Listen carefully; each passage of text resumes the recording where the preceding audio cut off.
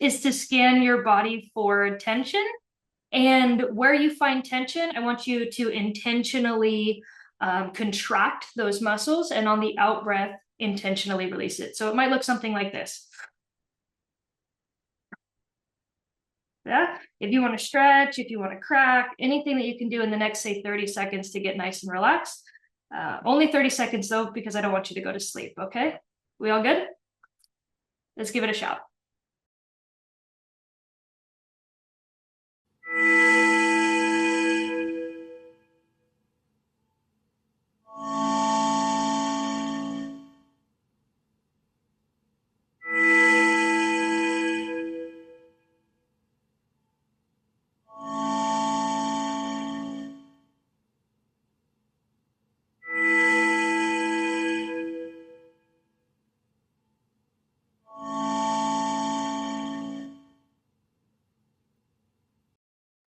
All right, welcome back. Hopefully everyone was able to take what they need there for a moment, and we can hop into learning now. Okay.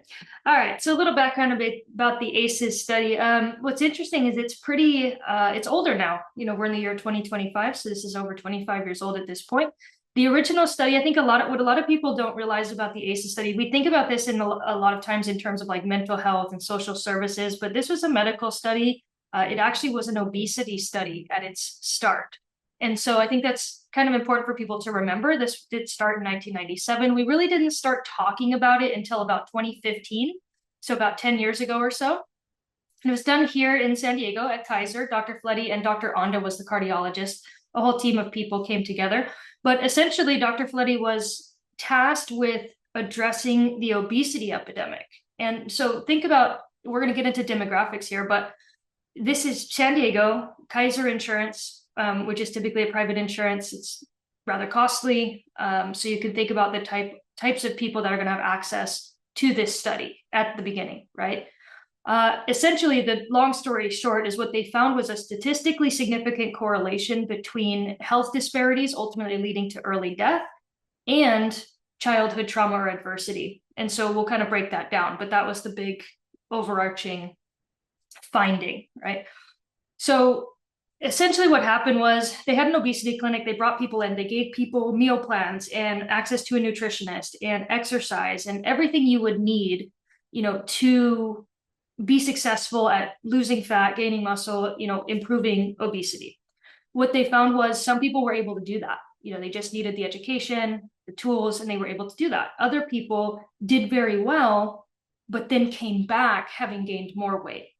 Then you had some people who followed the plan and still didn't lose weight, right? Or had other health disparities that didn't make a lot of sense. And so some of the information that was coming back was not really making sense to them from a medical perspective.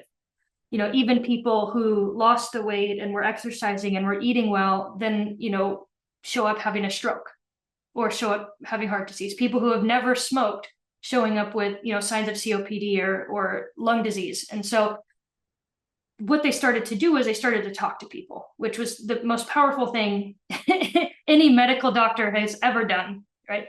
They started to talk to people, and what they started to realize was individuals who expressed having different experiences in their childhood had a kind of predisposition to certain health disparities. So they wanted to get more information on this, get more specific on this. And so they started with a survey. This was a self-reported 10-question survey that I'm going to show you that asked about different types of trauma in childhood. So they asked about prior to the age of 18. Now, we know that the brain stops developing more around the age of 25, 26, but there's more development after the age of 18 that would lead to less impact. So that's why they kept it 18 or younger, because they're really looking for severe negative impacts to health, which is going to be on the developing brains and bodies of children. Okay? So the types of trauma they asked about: individual, household, and family-based, which I'm going to explain. One thing that I do want to point out, and why we go deeper now, why we're going to have so many conversations about the next steps, is because the ACEs study was a great jumping off point. It was great information. It still is great information. And we know now, so many years later, we are aware of so many types of trauma and adversity in childhood that are not included in the ACEs questionnaire. We also understand that between the ages of 18 and any age, trauma can occur, right? And so there's a lot more information that's out now that we've expanded on this. And so some of the things that are not included here that you may be working with a lot of families experiencing these types of adversity are things like community-based trauma in terms of living in a food desert, right? So I was born in a desert, quite literally, where there was no access to organic foods. There was no access to fresh foods. It's like a lot of bars in my hometown and a lot of fast food restaurants. Like, so that's considered a food desert, which means my community is more prone to poverty and more prone to health disparities based on the access of food that we have or lack of access, right? Community violence. If you grow up in a neighborhood that is surrounded by a lot of violence and a lot of a high crime rate, things like this, that can create traumatic experiences. Systems trauma. These are going to be things like, for example, depending on how you learn, the school system can be traumatic, right? Depending on what kind of student you are. If you're neurodivergent, the school system can be incredibly adverse or traumatic for you. And so that's something that's not included there. Other systems trauma would include the justice system, the juvenile justice system, healthcare, right? If let's say you're undocumented and trying to access certain services and you can't because of your immigration status, that can be a system, something that systems trauma. If someone in your family was deported, that's going to be a systems-based trauma. So things like that. Societal-based trauma are going to be things like you have gender or sex-based disparities, discrimination, oppression, even I would say racism would fall into that. And that racism is going to fall into historical trauma as well. So in the US, we know that we have a long history that still plays out in our society today. And so historical traumas like sex-based discrimination as well as race-based discrimination. So these are all things that can happen to families and children that could be traumatic that are not necessarily included in the ACEs questionnaire. So the ACEs questionnaire only asks about very specific things. So I want to start with that to set the foundation for there's further that we're going to go with this, right? And just because you have a family or a client who doesn't have many ACEs doesn't mean they don't have adversity, if that makes sense. So we want to kind of broaden our scope on that. So here's the original ACEs questionnaire. I'm going to leave this up for a moment if anyone does want to go ahead and read the questionnaire and get their own score. I do think it's important that as providers, we all know our ACE score and we know what we're bringing into any situation or environment. It's an interesting thought to say, leave your experiences at home or what have you, but we are human beings and we carry our experiences with us 100% of the time. So I think it's important that we have self-awareness and knowing what we might be sensitive to or what might trigger us in any given situation. And so knowing your ACE score can help you with that. That being said, this can activate a lot of hard, maybe memories or thoughts or emotions. And so my invitation is if you are going to get your ACE score for the first time today, to please, take what you need, take a moment if you need, call your therapist after this if you need to and you have one, reach out to your support systems and just make sure you take care of yourself. So I'm going to give you a moment to go over that. For each question, there's 10 questions. For each question, you're going to get a point if you answer yes. And at the end, you'll get a score out of 10.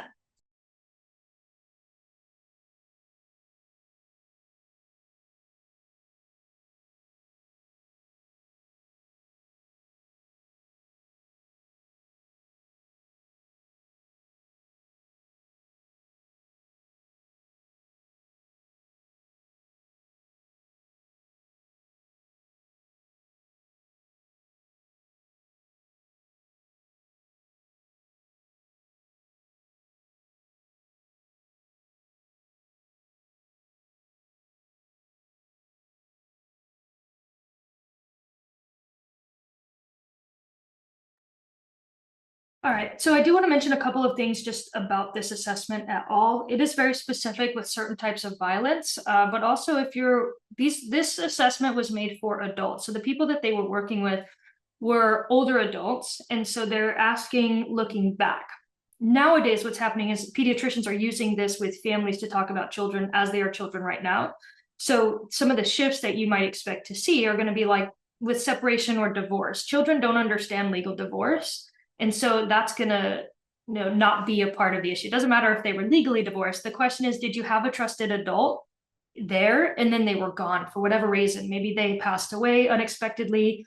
Maybe they were incarcerated. Maybe they were deported. There are all different types of reasons why a child might have a trusted adult present and then not. And that's really what is the root of what the assessment is asking for in questions like that. Okay. I did post something as well. So I just use myself as an example for all of these things. I have an ACE score of 9. And I think it's important. I also have a resiliency score of like 50 out of 52 or something like that, right? And I think it's very, very important that if we're going to talk about trauma or ACEs specifically, we also talk about resilience. So if you're going to assess someone for the hard things they've been through, we also want to assess them for the things that make them strong and resilient. And so there's 2 scales that I like to use for that. One is the HOPE scale, or personally, my favorite is the DARS, the Devereux Resiliency Scale. And so I put both of those in the chat just so everyone knows. I don't think we should ever have a conversation about ACEs or trauma without also talking about resilience, right? And so I think also I would mention, just because this is a pet peeve of mine as a survivor, when we're working with survivors, I think it's very important that we remember not to credit their experience with who they are, right? So a lot of times growing up, what I would hear is like, yeah, you've been through a lot, but like, look at you, you're so strong because of it, Oh, if you didn't have those experiences, you wouldn't be so strong. False. I could have been so much more potentially had I not experienced the abuses that I did. And so I don't want to ever credit, resilience, or I don't want to credit trauma with their sense of resilience. So just something I had to throw out there because I hear it a lot, right? Trauma survivors are strong anyway. The trauma just forces us to prove it, right? So we want to keep that in mind. So here's the original ACE score breakdown. They originally assessed 17,000 people. At this point, it's well over, I think, 400,000 people that have taken the ACEs and reported results. And so again, we're just going off of the original study here. At that time, about a third of the people that they surveyed had no ACEs, right? And only about 12% had 4 or more. Now, where they saw the health disparities, which we're going to go over, was at 4 or more. So yeah, having an ACE or 2 is not necessarily great, but they didn't see really any strong health impacts at 1, 2, or 3. Where they really saw a big jump in the health disparities was at an ACE score of 4 or more. So that's really where they focused a lot of their work. Now, I will say this, currently, these are not the numbers. It's actually, at this point in time, you are an outlier if you have 0 ACEs, which is, of course, something that we're all working very hard to address, right, and to change. But different statistics as of right now, okay? So the abuses that the original study asked about was physical, emotional, and sexual abuse. They asked about physical and emotional neglect. And then they asked about mental illness, incarcerated relative, mother treated violently specifically, not just domestic violence, but mother treated violently, substance abuse, and divorce or separation. So again, I'm going to keep pointing out certain things that have changed now, certain things like mental illness in the home, right? Well, having mental illness in the home in and of itself is not necessarily traumatic, right? Having undiagnosed, unmedicated, untreated, potentially violent mental illness could be, right? And so there's a lot of differences in the conversation around mental illness in the home. There are a lot of different conversations around domestic violence in the home. Again, this is very foundational. One of the things that they did release that was really, I thought, very insightful and interesting was around neglect.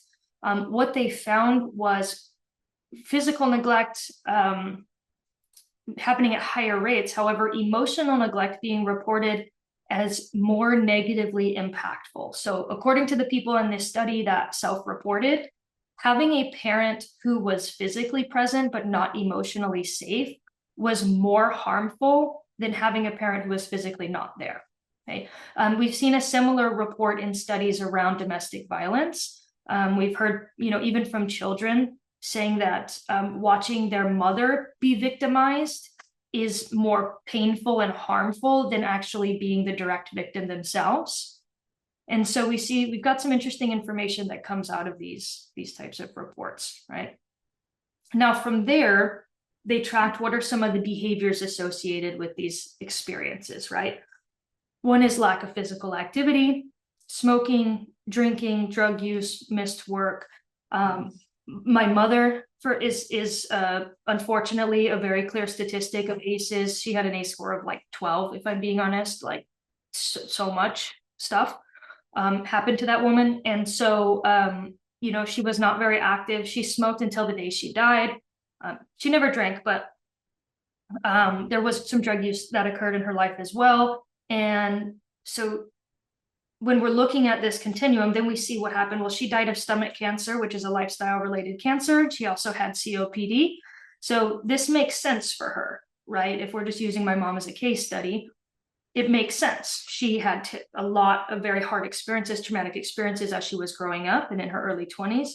She smoked, she got COPD, right? She didn't eat well, she didn't exercise, she didn't drink a lot of water. She got stomach cancer. Ultimately, this is why she passed away. So some cases make sense in that way, right? Some of the physical and mental health outcomes that they saw might make sense, like severe obesity, diabetes, depression, suicide attempts, STDs, STIs, heart disease, cancers, stroke, COPD, and broken bones. The question really that came out of this, though, was what about the, you know, late 20s, early 30s, young person who eats well, who exercises, who drinks their water, who lives a really healthy lifestyle, who all of a sudden out of nowhere has a stroke?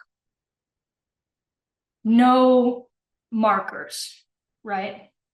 No, no signs, no warning signs. It just doesn't make sense for that person to have that medical experience. That's where they really started to dig into the impacts of ACEs.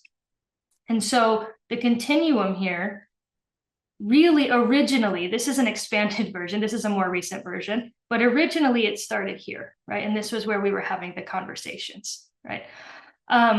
You have adverse childhood experiences. This creates disrupted neurodevelopment, which all of this we're going to get really nerdy about in trauma responsive care. So when we start having those conversations, I'll explain all of this to you. We'll have examples and we'll get nerdy about it. So you have disrupted neurodevelopment, social, emotional, and cognitive impairment. Most individuals will have some variation of all three, but one may be more identifiable in their behavior.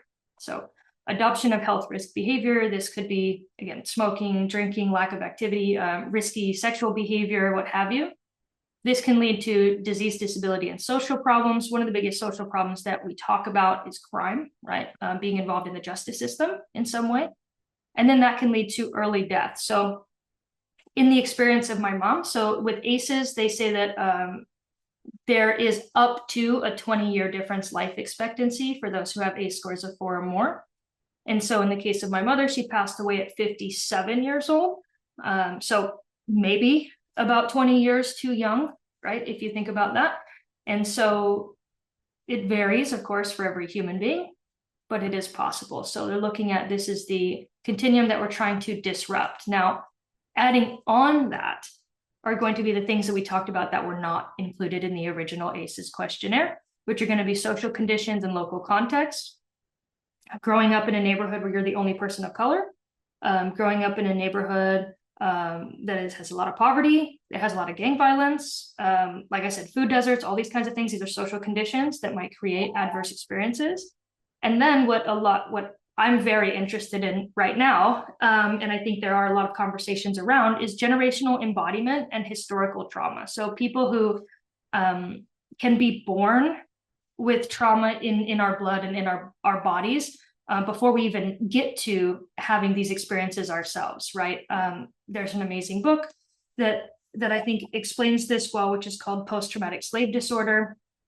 And so this is talking about how trauma is intergenerational, even outside of the experiences, right? It can be, it changes brains and bodies, it changes DNA, which then can carry on from mother to child. And so that's that generational embodiment and historical trauma coming out for individuals, even before they have experiences of their own. So this is kind of where the conversation is now. The ACEs study did not dive into all of that. So I'm trying to keep it like just on ACEs for you as much as I can.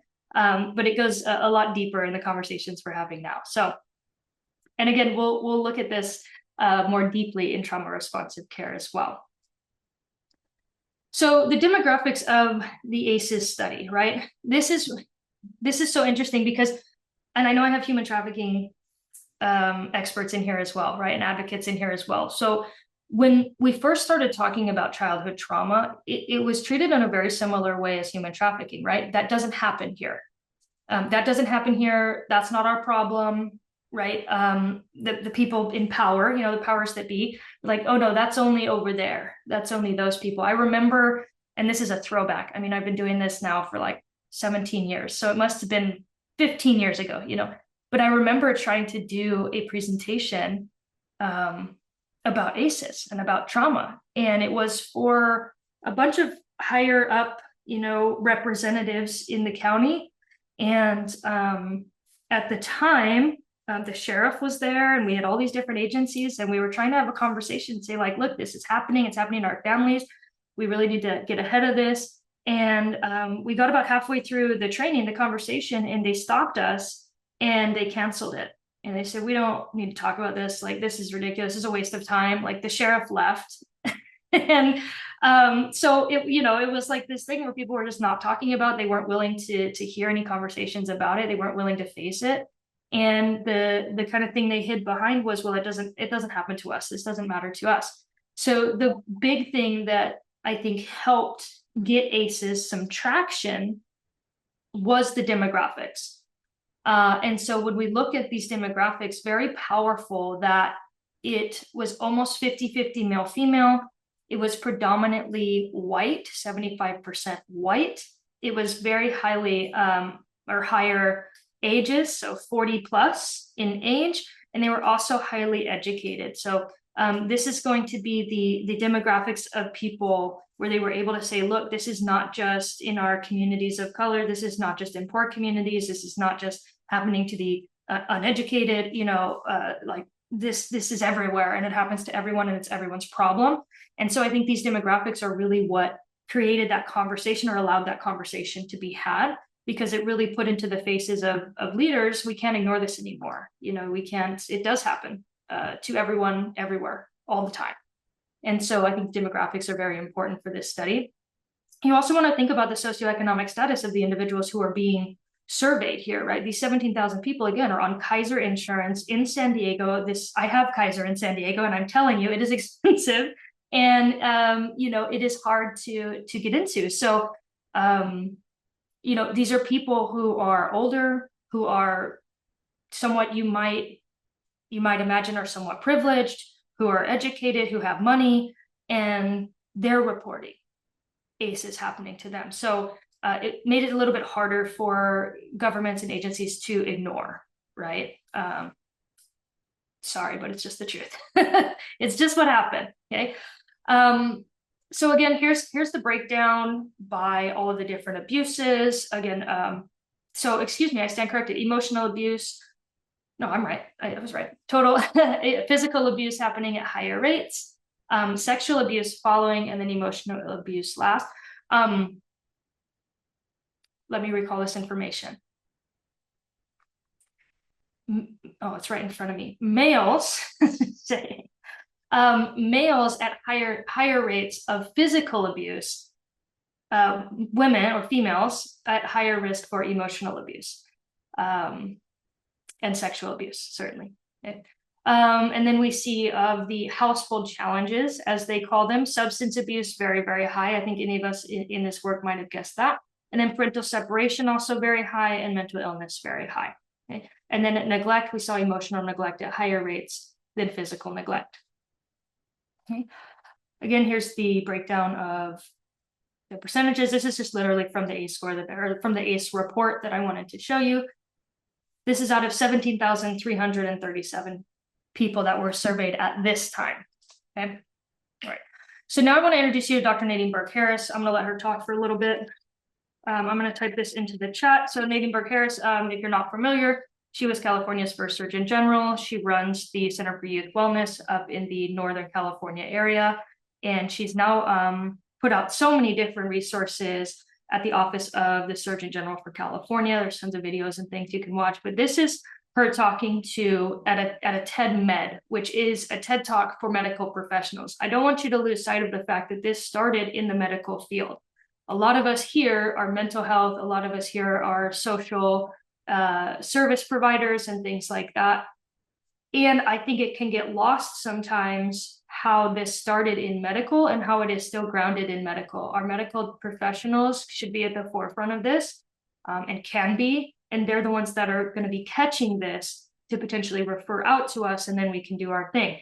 But I think the narrative around ACEs and around childhood trauma has been kind of, again, shifted away from where it started and shifted into, oh, that's a mental health issue. That's a social service issue, instead of the holistic approach that this study really called for, right? This study was a huge evidence to how it is necessary for medical professionals, mental health professionals, and family service providers to all work together for the families to make sure they're getting what they need. Most of the symptoms of childhood trauma that may not be identifiable from a social perspective can be identified in a medical perspective. And so that's why it's so important that we remember where this started. So I want to go over and let Dr. Harris kind of spout at you for a minute. In our next conversation with deeper dive, we're going to lean on the work of Dr. Harris a little bit more than the study itself.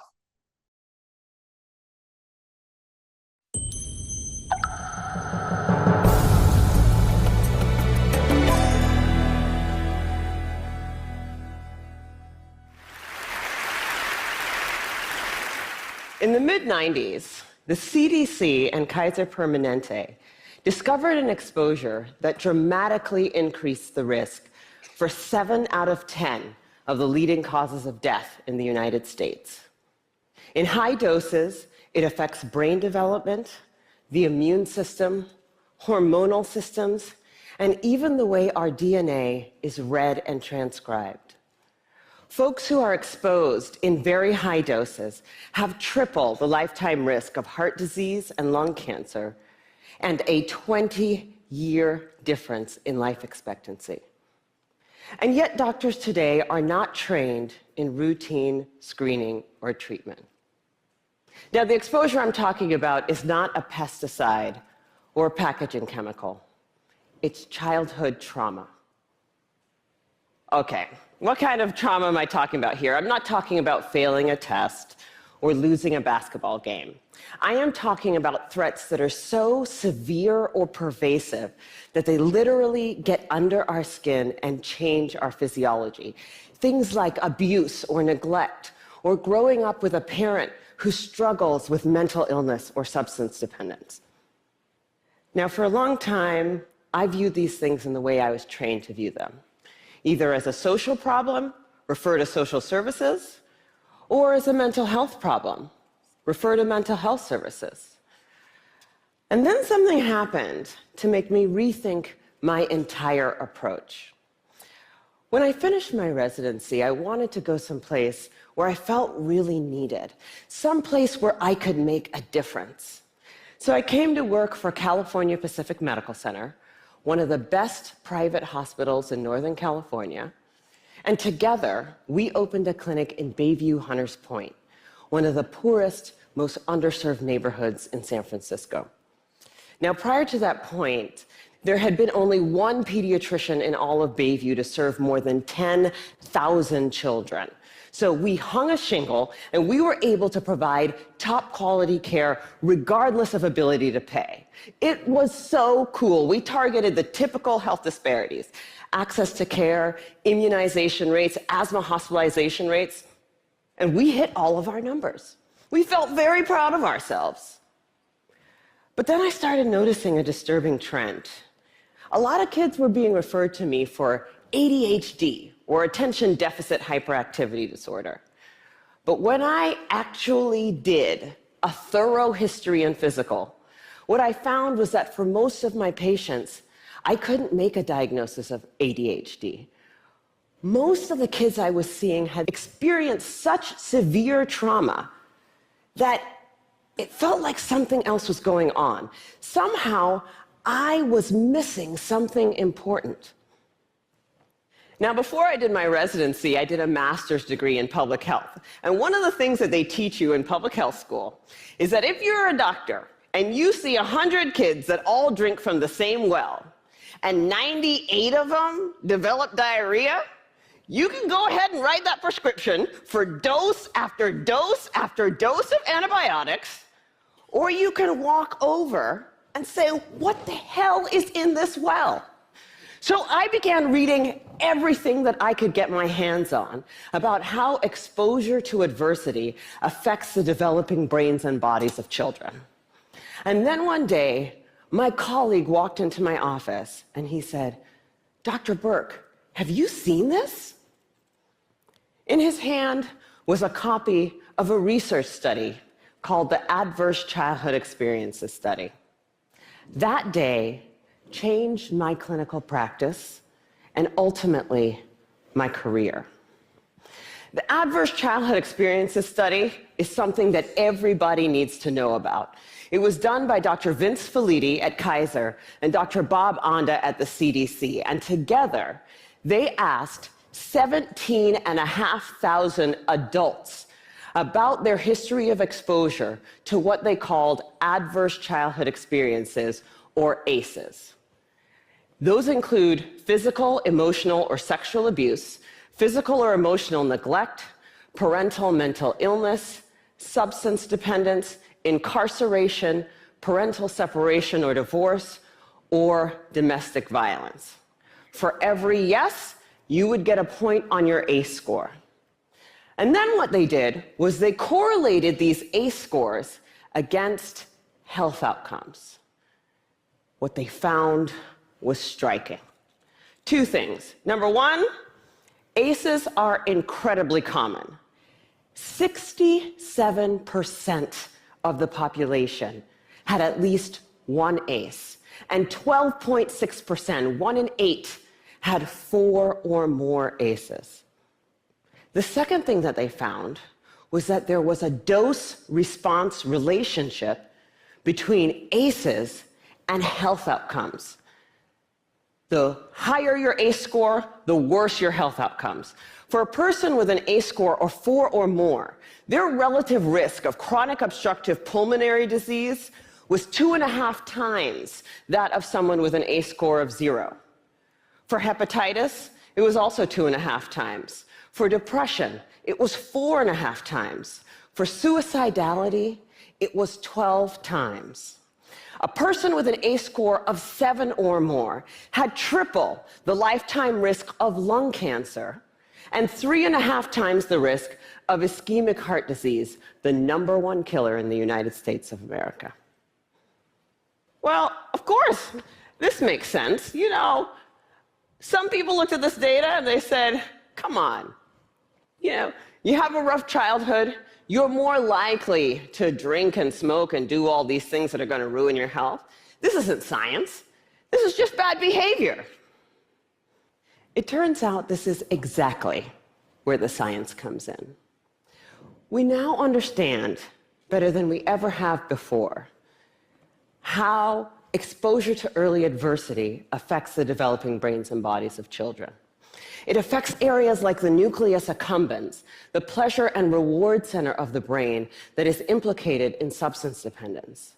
It inhibits the prefrontal cortex, which is necessary for impulse control and executive function, a critical area for learning.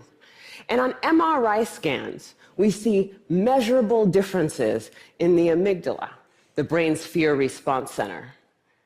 So there are real neurologic reasons why folks exposed to high doses of adversity are more likely to engage in high-risk behavior, and that's important to know.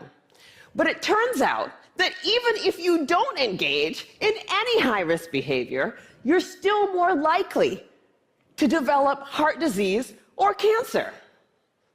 The reason for this has to do with the hypothalamic pituitary adrenal axis, the brain's and body's stress response system that governs our fight or flight response. How does it work? Well, imagine you're walking in the forest and you see a bear. Immediately, your hypothalamus sends a signal to your pituitary, which sends a signal to your adrenal gland that says, release stress hormones, adrenaline, cortisol. And so your heart starts to pound, your pupils dilate, your airways open up, and you are ready to either fight that bear or run from the bear.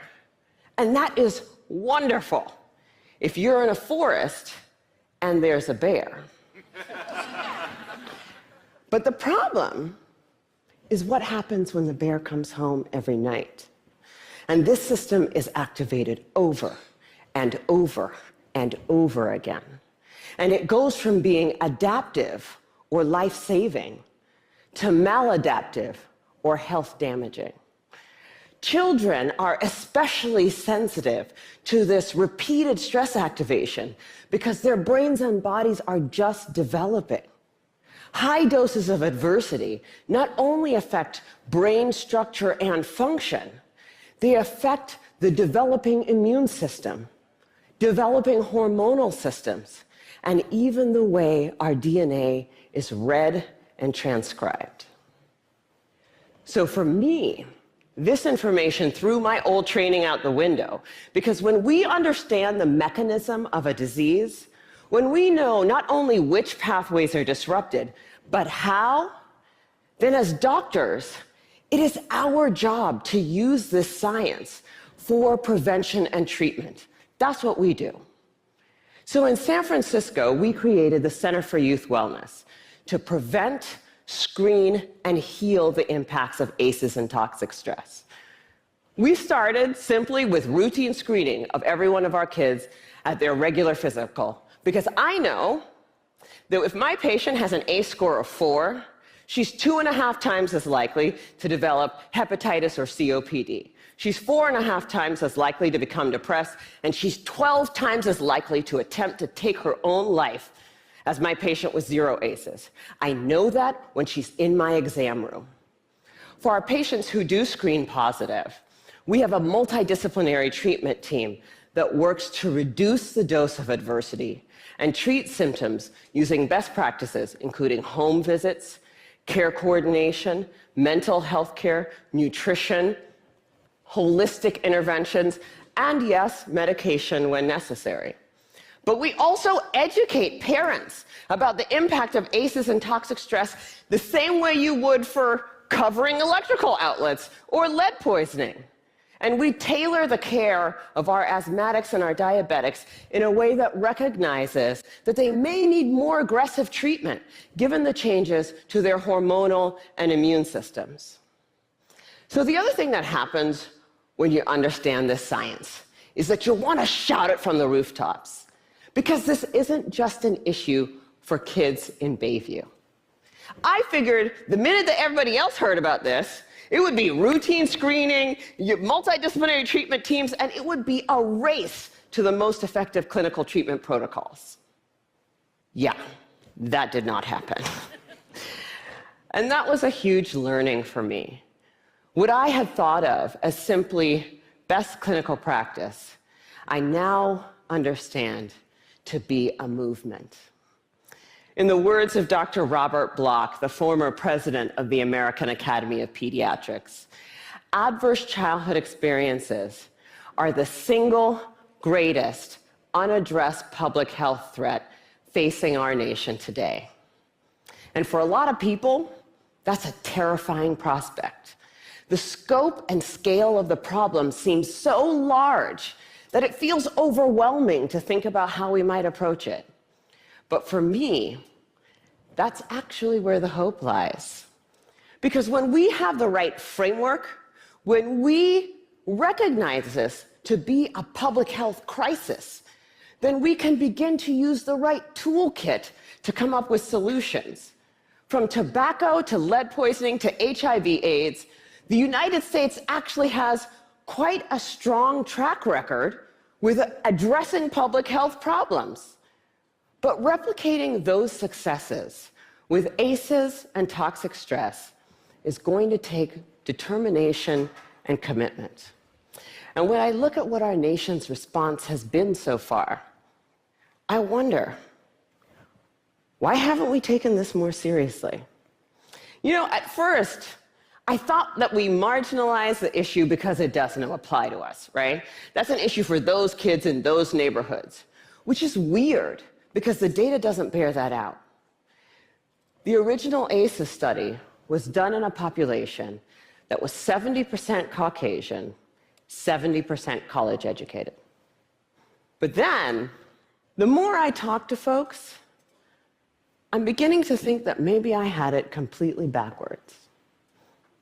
If I were to ask how many people in this room grew up with a family member who suffered from mental illness, I bet a few hands would go up.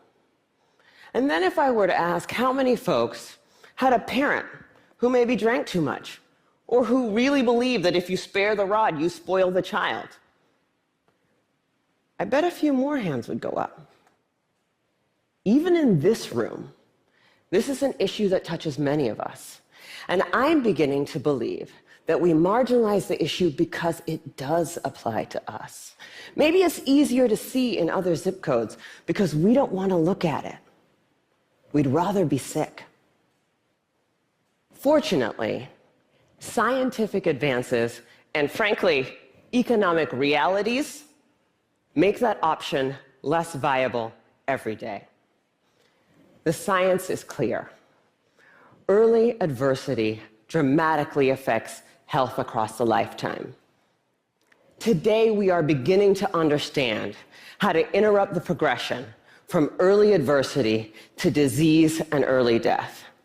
And 30 years from now, the child who has a high ACE score and whose behavioral symptoms go unrecognized, whose asthma management is not connected, and who goes on to develop high blood pressure and early heart disease or cancer will be just as anomalous as a 6-month mortality from HIV/AIDS. People will look at that situation and say, what the heck happened there? This is treatable. This is beatable. The single most important thing that we need today is the courage to look this problem in the face and say, this is real, and this is all of us. I believe that we are the movement. Thank you. All right, so a couple of things that we're going to hear more from Dr. Nadine Burke-Harris as we continue to move through this conversation. But a couple of things, like I said, I'll use myself as an example, right? Some of the things that I've been diagnosed with in my lifetime. As a child, I was diagnosed with heart problems. I had a heart monitor when I was 8 years old, probably like 6 to 8. I was on a heart monitor. I had heart surgery when I was 8 years old. They went in and did a bunch of testing because they thought I had a bad heart. Asthma I've been diagnosed with, eczema I've been diagnosed with. I was diagnosed epileptic as a teenager, hypoglycemic as well, speech impediment. None of these things are true to me now. So what was happening, let me tell you the truth of what it was, but back when I was young, we didn't have this information, we didn't have this education. I told you I have an ACE score of 9. I lived in a very chaotic home, and there was a lot of different things that were going on that were very traumatic. And so I didn't have heart problems. What was happening is I was having night terrors, and they put a heart monitor on me, but when it would go off was at night when I was sleeping. My heart would do crazy things. They didn't connect. They thought, well, something's wrong with her heart. They didn't connect the fact that I was actually having night terrors because of the trauma that I was experiencing. Similar with my asthma and my eczema, I wasn't, those aren't issues for me now. It was because I was in an unsafe situation. And so my immune system was severely negatively impacted. Similar with epilepsy, I wasn't having seizures. I was dissociating so strongly that it presented almost like a seizure. And so that's what they thought was going on. I wasn't hypoglycemic. We were poor and I didn't have enough to eat. So my blood sugar was very often far too low. I don't have a speech impediment. I'm a professional speaker now. And I think I speak okay. But when I was young, I did have a speech impediment because I was in a state of fear for most of my young life. The ADHD I'm probably going to hold on to because I think that's still accurate. But I have been told all my life I have impulse control issues, right? This is why I love to ride motorcycles and I love to jump out of planes and off of cliffs. And all of these things are non-issues for me. I love who I am. And I think these things can be superpowers, right? If we learn how to connect with them in positive ways. But my whole point to all of this was I have my, medical health file is insane. It's just massive. And none of those things are actually medically true. They're all trauma related. And so this information goes so far beyond the social and really truly requires, like Dr. Nadine Burke-Harris was saying, a start with our medical practitioners so that we can start addressing some of this stuff in early childhood, right? I didn't start to get healthy until I was almost 30, when I started understanding all of this stuff. So imagine in my younger years, had I had this information and had my doctor and my therapist and all these people known about it, it could have been a different experience for me in my 20s, right? So adverse childhood experiences, this is smoking in adulthood. This is something I told you my mom smoked literally until the day she died, with oxygen on. And so very, very unsafe behavior, right? I smoked up until my late 20s. So very common with high ACEs. At this level, we see the ACE score of 6 or more actually being the highest rate. So there is a difference, a big difference between 4 and 6. But again, you just see it's the trend that it's going to go higher. The higher the ACE is, the higher the likelihood of smoking. This is going to be cigarettes, right? Or tobacco products. Now we have vapes and all of that. So then we have COPD, right? Higher the ACE score, higher the chances of the problem. And again, we see the big spike at 4 or more.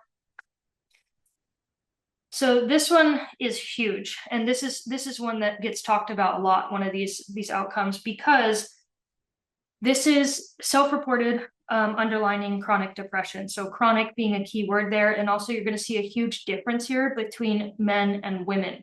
One of the conversations that comes out of this statistic specifically is it that much of a difference, or are men less likely to report, right? This is something with data and statistics. It's always a question that we have. Is there some other variable? Is there some other factor that might be contributing to the way that the numbers show up?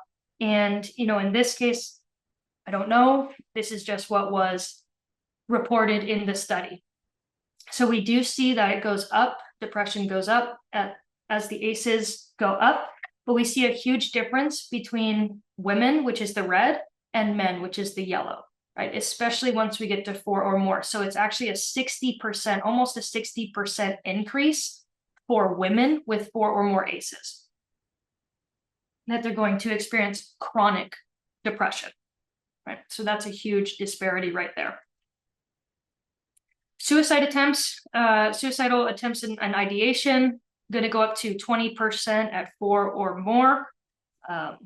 So a lot of trauma survivors attempting or ideating suicide. And again, you see it goes up by each ACE, but we see a huge jump between 2 and 3, and then another huge jump between 3 and 4. So those are going to be big markers there. So if we're knowing this, right, and the whole point to all of this, what Dr. Nadine Burke-Harris was saying is like, okay, if we can see this with families, if pediatricians can start screening for this when they have new clients come in, if they know that a child, like I attempted suicide at 12 years old, right? Had my pediatrician seen the symptoms or been able to screen for ACEs, they might have been able to get me some, assistance, some sort of support prior to me being 12 and prior to that attempt. So this is what we're talking about, the power of knowing this information, right? It's not a condemnation. It's an awareness that can help to get services to people before they even know they need it, right? So this one's going to be another interesting one that differentiates based on gender or sex. Risk of perpetuating domestic violence. So when we see females, right, who are in a home, grown up in a home of domestic violence, we do see that with females, they're at higher rates of becoming a victim of domestic violence themselves. And on the opposite end of the spectrum, we do see that males who become very, very at risk for perpetuating domestic violence. So they did measure both, and this is what it came out with. So for perpetuating, it goes up in all cases, except for between 3 and 4. They were just about the same, if not a little bit lower at 4. But then you get a huge jump at 5 ACEs, right?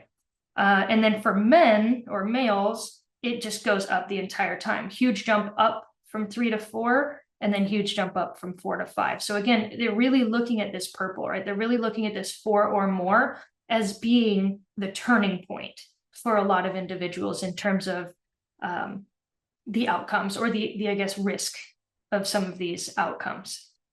Okay. Teen sexual behaviors, and I'm not showing you all the slides from this study. You're welcome to go read the entire study, but I just pulled out some that I think are going to be very applicable to the work that you do, right?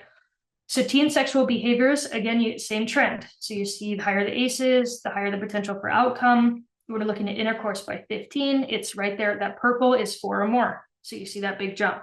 Teen pregnancy at the purple, you see the big jump. Now we're getting almost up. We're up at 40% for teen pregnancy with an ACE score of 4 or more, right? Teen paternity, again, up, up, up, up, up. We see the big jump at 4 or more, and you're at 35% there. So 1 in 3 teen guys, right, who have an ACE score of 4 or more are likely to experience teen paternity. Christina, that's a great question. So do ACE assessments vary depending on if it's given at a school versus other places? So it depends. I would say, yeah, it depends on who's giving the assessment. So I don't really suggest the ACEs assessment anymore. I'll go with the ACEs Q, which is by Dr. Nadine Burke-Harris and has been adapted for both pediatrics and mental health. So I would invite you, if you're a mental health professional looking to assess for ACEs, I would use the ACE Q. It's more advanced and it's done in a more protective way. The ACE study questionnaire was not meant to be a true assessment. It was meant to gather information for the study. So the ACE questionnaire was given to adults looking back at their childhood, not for children, right? Or not for families with children. So if you look at the ACEs Q, sorry, I'm like talking fast because I get excited. and as you noted, I'm a little ADHD. So, but the ACE Q, so I'm just going to jump ahead. We'll talk about this in the next one, but you asked, so now I'm just going to roll with it. Okay. I can't type and talk at the same time though, so give me a second. Okay, so in the back of The Deepest Well by Dr. Nadine Burke-Harris, you can also Google search this and you can find the ACE-Q by Dr. Harris. This is going to be an assessment meant to be used in pediatrics. And so if you were to use this in schools or something like that, okay, there you go. So like, yes, if you're working in schools, if you are in mental health and you are a licensed professional that's going to be doing these types of assessments, I would invite you to check out the ACE-Q. You will have to submit in order to gain access to the actual document, the assessment, you do have to submit your qualifications, and then they'll send you out a packet on how to conduct the assessment. But that's what the pediatrics are using as well.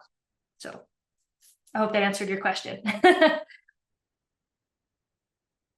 think there's another question coming in.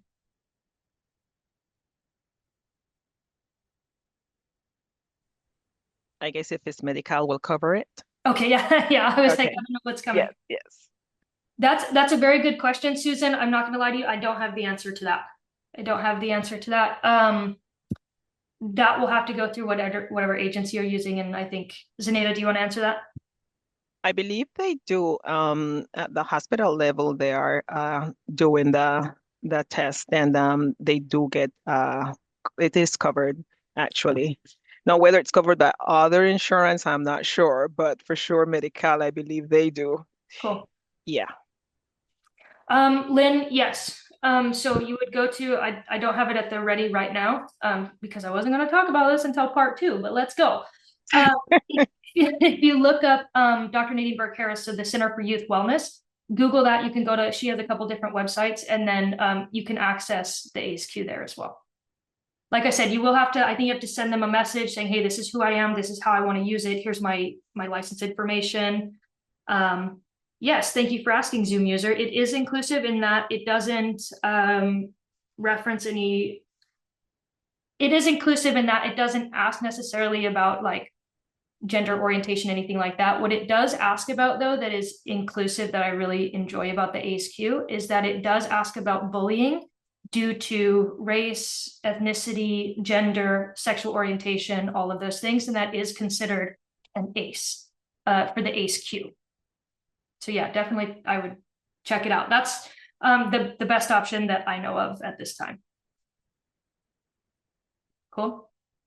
And then we can talk, well, if Zoom, I don't know who you are, Zoom user, but if you want to talk inclusive language when doing an assessment, you hit me up because that's my jam. Right? I want to do all the trainings for all the professionals to have that language. Okay. Where am I at? Okay. So impaired work performance. So this is something that I'm so glad that they assessed and that we have conversations about, because this leads to so many other issues, right? This leads to food insecurity, to housing insecurity. This can lead to Potential avenues of being involved. Oh, hi, Steph. Nice to see you, or sort of have you on. Yeah, hit me up. You have my information. Steph, let's talk about it. So impaired worker performance, because if we're looking at, okay, we're dealing with potentially people who are experiencing poverty, right? Or they're experiencing unstable housing, or they're experiencing all these other things. The root cause could be impaired work performance. And one thing that people maybe don't think about enough is the difficulty in holding a job, in finding a job, holding a job. I think someone mentioned earlier having differently abled children. This is going to affect your ability to work as well. So in a very similar way that ACEs might. So you see very, very high rates of absenteeism among adults that have 4 or more ACEs. You see very high financial problems and high serious problems performing the job. So a lot of difficulties coming out of work performance, and also things like financial wellness. People who are brought up in homes that are very chaotic, or let's say they are experiencing poverty or something like this. Having financial training is not something that's very prevalent, right? Feeling healthy. So absenteeism, what I hope people understand about ACEs is it has physical manifestations. So when you have a child who's always in the health office because their tummy aches, that's real. And that's truly what they're experiencing, because the body cannot do all the things at once. And so if they're constantly in a stressed state, they're not able to digest properly. So fun fact, I'm also a personal trainer and nutrition coach. And the reason why I got into that was because I started to understand the connection between my relationship with my body and my healing of my trauma. And so if we can get people to really understand this connection, we are like one being, right? Then we can start to understand this. So when you have someone who's constantly sick or out sick, calling out sick, this could be mental health related. Sometimes anxiety prevents us from being able to do our job. Depression can prevent us from being able to go to work, but also, physical ailments, physical pains, chronic illnesses can be tied to ACEs in some cases. So things to keep in mind, right? And with serious financial problems, are they getting financial training? Are they getting financial literacy? Being able to have those skill sets to make sound financial choices. And then problems performing the job are going to be things like staying on task, right? There's a lot of overlapping of trauma survivorship and ADHD. And so that can make focusing and executing a job the way that somebody wants you to execute it a little bit more difficult for some people. So there's all different, these are all just examples, right? This isn't the end all be all. I'm just giving examples of someone's experience that they might have, that if we're not looking deeper, we're going to miss what's really going on with individuals, right? So, and for trauma survivors, if you are a survivor yourself, like I am, I think it's important that we as survivors are very aware of this. We know where our vulnerabilities are, and that way we can, potentially work through them and or ask for what we need, get the supports and the resources that we need, and then be able to communicate that with employers and other individuals. So now looking into well-being here, this is going to be childhood experiences leading to later being raped. And this you're going to see, this goes up to almost 35% at 4 or more, but it is much higher. Even at 1 ACE, you double the chances, and then so on and so forth. You see this trend going higher and higher. Don't ask me why. There's all kinds of things that we can probably think about that would make people more vulnerable in this situation, but this study just said this is the people who were reporting it. And so you imagine if you already have 4 or more ACEs, that puts you more at risk for more trauma in all different types of ways, right? All right. So let me know if you have any questions. You can also email me. Let me put my email back in the chat here again. If you want to email me, I can send you the entire study or a link to the entire study. If you'd like to look at all of those slides and the whole report, you're welcome to do that. I like to keep it kind of brief with the original ACEs because we're really looking at expanding on that now. But really what they're looking at, and this comes from CDC, right, who was the second half. It was Kaiser and CDC who did the study at all. And so the CDC is looking to expand their work in restorative practices as well. And so they're looking at all these different branches that could be affected by ACEs, right? And one is going to be injury, like TBIs. traumatic brain injuries, fractures and burns. If you are in the mental health field, you know that TBIs can be incredibly dangerous, particularly when it comes to mental health outcomes. And so that's something for us to think about. If you know that you have a young child who has high ACEs, they're at risk for all of these things, at higher risk, right? And they're playing football, right? That's already going to be high risk for traumatic brain injury. That's a conversation that needs to be had with parents, right? They may be more vulnerable. If they were severely neglected in their early childhood, let's say you have a foster child who was adopted, they were severely neglected in their early months, right? Well, they may not have the skull density that they need to truly protect themselves from traumatic brain injury. So when that parent comes in, it might be a beneficial thing to let them know this, so that maybe they don't want to let that child play football because it's just too dangerous for them, right? I talk to and I work with trauma survivors all the time from a fitness perspective, and it's a conversation of we have to take care of ourselves more so. You know, we have to prioritize exercise and nutrition and proper hydration and all of these things a little bit more because of where we come from. And that's just part of it, right? Depression, anxiety, suicide, and PTSD are going to be all high on the mental health risk factors. And some of these things, again, you can think about. Some of them are going to be diagnosed, undiagnosed, medicated, not medicated. It's just something to put on radar, right? So the way that if you are a mental health professional, the way that you diagnose might change if you know you're working with a trauma survivor, right? Maternal health, unintended pregnancies are at higher rates. Pregnancy complications and also fetal death are at higher rates. So when you have someone, so for myself, if I were to go to try to carry a child, right, I have to understand that I'm behind the eight ball for a lot of things. And I will say this, when you're working with trauma survivors, if you are a trauma survivor yourself, I think it's very important that we learn to advocate for ourselves in the medical field. I know I've had to fight with my doctors time and time again, like literally argue with my doctor until I got my way, because I wanted screenings and they said I was too young.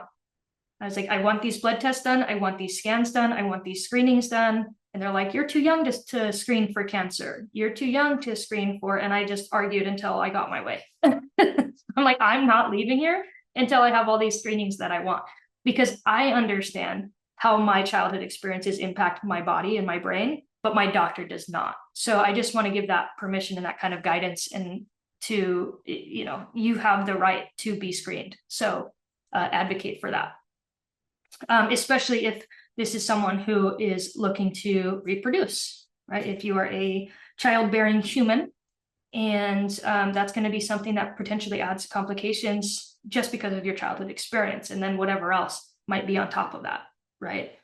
Infectious disease, HIV, STDs, STIs are going to be at higher rates. Of course, that's going to go up if you have risky sexual behavior, right? So behavior is a component, but it's not the only component to consider. Even when people don't have certain behaviors, they can still be at higher risk for these things, right? Chronic disease such as cancer and diabetes, with or without obesity, I will say that obesity is also higher risk for people with ACEs. And sometimes I've worked with a lot of individuals who it is a protection mechanism. So I've worked with female-bodied people who are trauma survivors, who are sexual assault survivors, who it feels very unsafe to lose the weight. So once they start getting healthier and they start losing the weight, they might start getting attention from people, and they might start getting, especially male-bodied people, saying, hey, you know, you're looking good, and this kind of thing. And that makes them feel very at risk, and that makes them feel very scared. And so they will intentionally regain the weight as almost like a shield, as a protection. And so that's one thing that I've personally seen happen with a lot of my clients. And so I would include obesity in this chronic disease as well. Equally, there are people, like I said, who do everything right and still struggle with that. So risky behaviors like alcohol and drug abuse and unsafe sex, and then a lack of opportunities. So this happens, and I find that this can happen a lot due to behavior, right? So a lack of opportunity for education, occupation, and income. Particularly, I work with teens. They're my jam. I like teens the most out of any types of humans. Teens are my favorite. And one of the things that happens a lot with my survivor teens is that they have behaviors that maybe are very difficult in the classroom, or very difficult for adults around them to work with. And so they end up getting suspended or they get expelled, they get kicked out of school, and now they lose that access to education. They lose that. I know, me and you, Angel, let's go out to high schools and hang out. I know teens are not for everyone, but they are certainly for me. So what ends up happening though is that they have difficult behaviors, right? And I can tell you stories on stories about some things that I did in high school. And I am a good person. I know that I have a good heart and I am a good human, and I did some stupid stuff. Okay. Because I had no guidance and because I didn't know, I was a young person, right? The difference being, and I'll share more of this in trauma responsive care part 1 and part 2, but the difference being is that I had a lot of support and I had a lot of people who, when I did stupid things at school, they gave me a chance. Like I had teachers who would pull me aside and like hold me in their classroom and talk to me and counsel me, and instead of reporting me, right? Whereas my sisters, who also had some very difficult behaviors, they got expelled and sent to juvenile hall. And so they had very different outcomes later in life than I do. And that is because I was allowed to maintain access to my education, right? I was able to, I'm the only college graduate in my family. I'll be the only person to ever have a master's degree or any kind of licensure. And that's because I was given more opportunity to education, to access education than anyone else in my family. And I have higher income than anyone else in my family because of that access. So you see how it kind of goes on and on, right? So this is kind of like the intro to what we can do to create safer communities, right? And it's not an easy answer. It's not one thing that one person can do, but I think, especially in setting this foundation, right? Having more individuals, we're working every day to change the systems, right? We're working to change like these big overarching barriers, right? And I just want to encourage all of you to remember how powerful it can be to be a trauma responsive person. Yes, we're going to do the work to try to change some of the systems and create this like larger impact. And on the day-to-day, you being trauma responsive, you treating people in the ways that we know are trauma responsive and healing and helpful is going to change the dynamic. So this is going to be from a community perspective, like the big overarching thing, what we're trying to create ultimately. And I want to remind you that starts with you. That starts with you as an individual, as a human, as a parent, as a provider. And it goes out from there. So keeping that in mind, I don't want you to underestimate. I think sometimes when we do this work, and I don't know where all of you are in this, but I've been in this for a very long time. And sometimes it can be exhausting and overwhelming, and it can feel as if like we're not moving fast enough, right? It can feel like we're not doing enough. And I just want to remind you that every single conversation you have with a human, every single conversation you have, especially with a trauma survivor, every time you treat them with respect, every time you treat them in a trauma responsive way, every time you take the time to serve in a trauma responsive way, you are changing, and that ripple effect will happen whether you see it or not. Right. Susan, that's an interesting question. That's an interesting question for me. I'll share more about my own personal experience in like the trauma responsive care conversations, but I was always bought into the change. I never wanted, it's not a conscious decision to have the behaviors that we might have. So I didn't need to buy into anything. I just needed to have someone who took the time to explain to me what was going on, to forgive me, right? To introduce me to the idea that it wasn't my fault. Like, so I'm just going to soapbox. Susan asked, okay, so I'm just going to do it.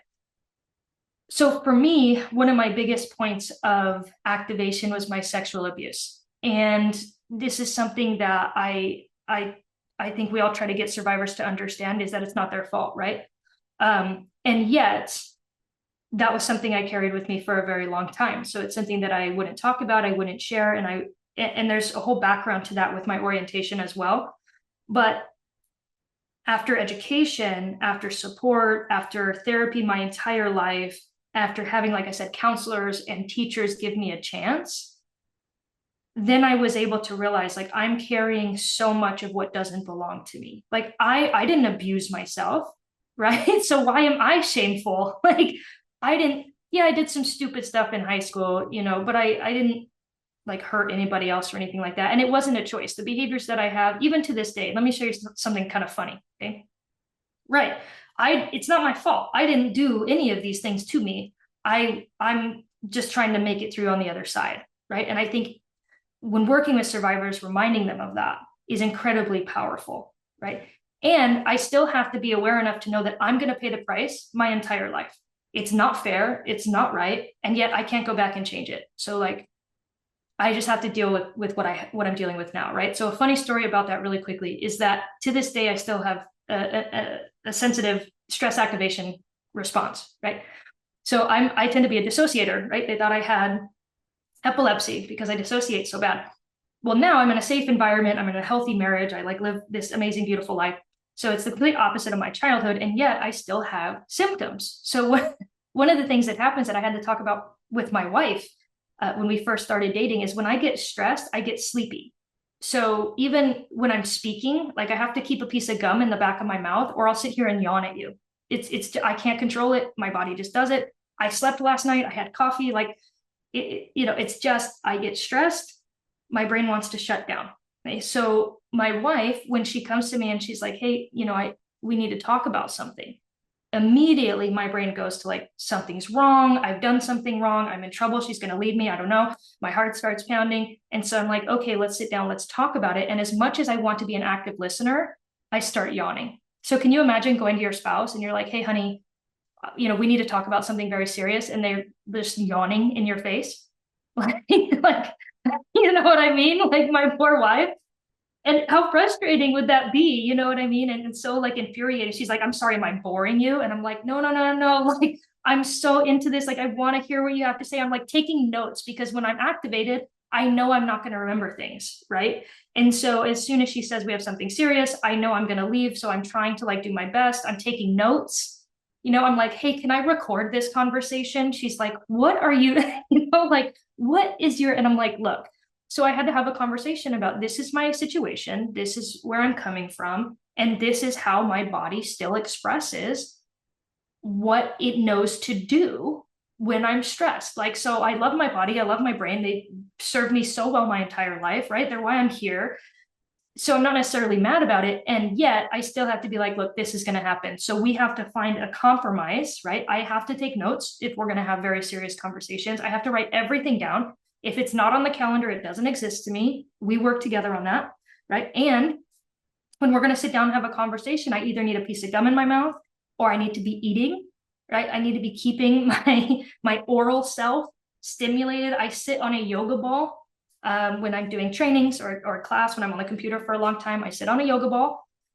So there's like all different types of things that I've had to learn to cope with my experiences. So it wasn't, I know that was a long-winded question and just I think like a funny story because my wife and I, she's so understanding and a survivor herself. We each have our own stuff, right? But it's important to have those conversations. And so for me, it wasn't a turning point necessarily, Susan, because no trauma survivor that I've known, to be honest with you, has said, I intentionally and meaningfully want to make these choices, right? Like I want to be an addict. I want to be violent. Right? It's something that happens beyond our consent. So I don't think it wasn't a turning point to buy into the change. It was an education of what was happening to me. And it was a huge leap into empowerment. Through my counseling, through my therapy, through my teachers and my coaches, I will say this, playing sports and working with my coaches really, really helped me in a big way because it made me feel capable. Now I lift weights, right? Now I'm a fitness trainer and I'm in the gym and I'm lifting heavy weights, and that helps me feel very capable. It's very empowering. And so it reminds me that although these are my symptoms and the symptoms themselves may be out of my control, there's a lot within my life that I do have control over and that I can choose or not choose. I can't choose to yawn or not, but I can choose to let people know that, and I can choose to try to find ways to cope with it. Does that make sense? And so I think that's the conversation. Exactly, Christina. It's just being honest with people, allowing people to be honest about their experiences and not shaming them for that and not guilting them for that and not, making it a choice, right? These are symptoms that happen to us. That's like being angry with someone for coughing, or having the hiccups, I think if we think about it in that similar way, it can help us to help them, right? So again, this is going to be from Safe Spaces. So it's going to have some information for you. It's going to have a link there for future trainings as well.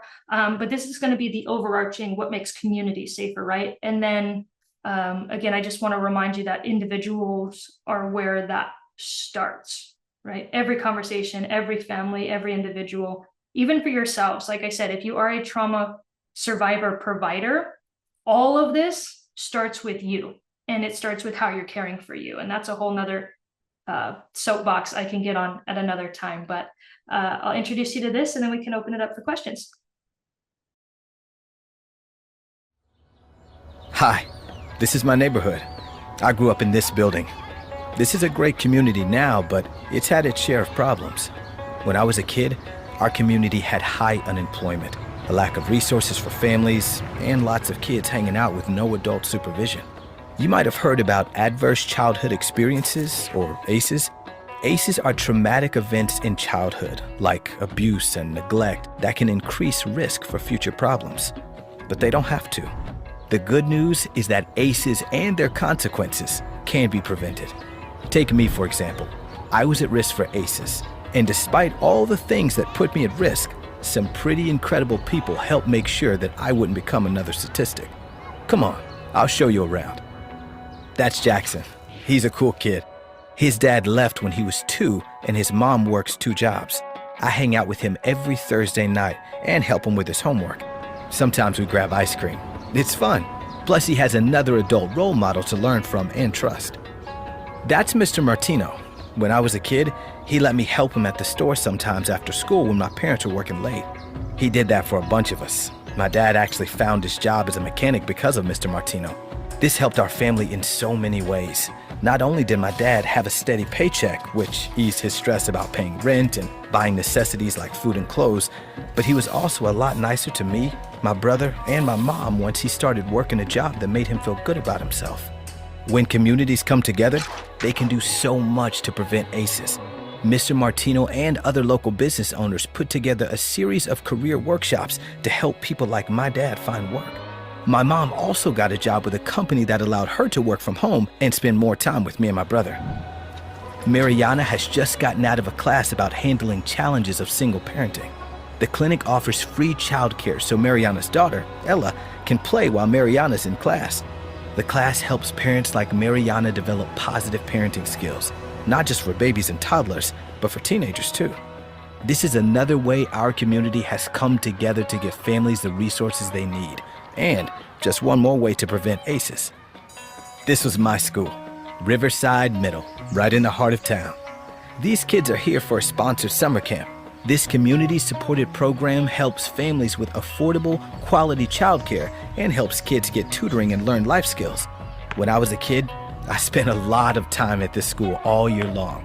There was one counselor, Miss Greer, who I remember more than anyone. She was a really good listener. Miss Greer helped me and my brother get involved in after-school activities like baseball and soccer. Our coaches were super nice and were mentors to us. Staying after school for practice kept us and a lot of other kids out of trouble.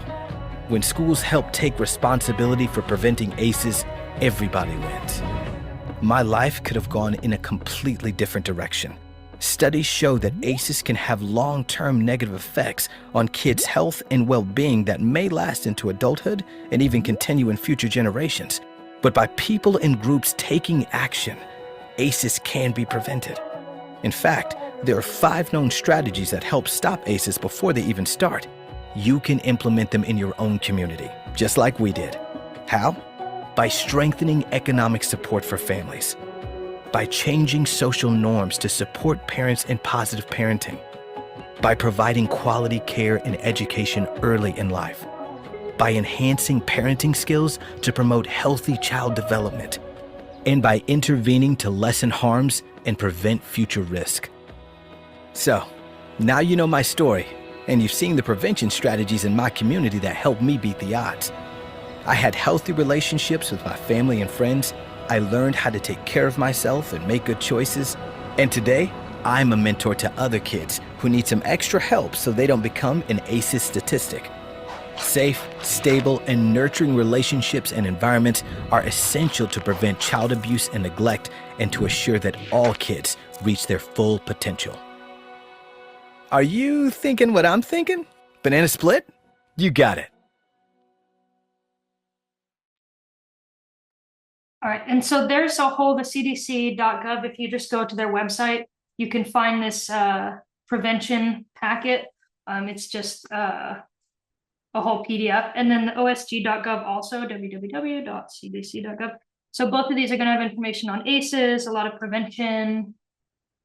Sorry, I can't type and talk at the same time. All right, there you go, and a lot of other information for you, including this packet, this handout of what we can do to prevent, right? And also, so a lot of these things, like I said, are big picture kind of community-based things. So as individuals, what can we do? We can encourage these things. If you work within a department, you know, you can start, I know Juan's here, right? So we're engaging men and boys as allies, right? We're having parenting conversations. We're developing parenting skills. Like, these are all the programs that you work in. So you're doing it. You're doing the work in all of these things. So my invitation is, in whatever you are doing, to just ensure that you're doing so in a trauma responsive way, in an inclusive way, in a safe way, and that's going to increase the impact, right? Mentoring programs are incredible. Whether they're, you know, the way I think about it is like, whether your mentor is on your job description or not, if you have access to people, like some people working in a school, right? You're going to be a school counselor, I saw.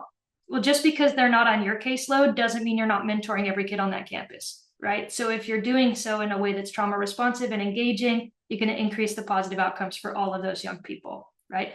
These are more handouts from the CDC. I just share this with you. You can write to the CDC and get these printouts if you wanted to put them in your office or your classroom or what have you. If you wanted to print them out to hand them out to parents, if you're having a parent meeting, these are going to be like really quick, really easy infographics that the CDC has released. And they do a vital signs for ACEs every so often. So this will be updated as well. But I wanted to give you that as a resource. And before I open it up for questions, I do want to say this, which I say at the end of every one of my trainings, which is, in any given day, in any given situation, we may or may not be the best person to help the individual in front of us, but I'm always going to ask that you first do no harm, meaning even if you don't necessarily know how to help the individual in front of you, I ask that you please do your best to not hurt them. Yeah. And then we try to get them to someone who can help. So with that, I want to say thank you so much. I'm going to open it up for questions, comments, concerns.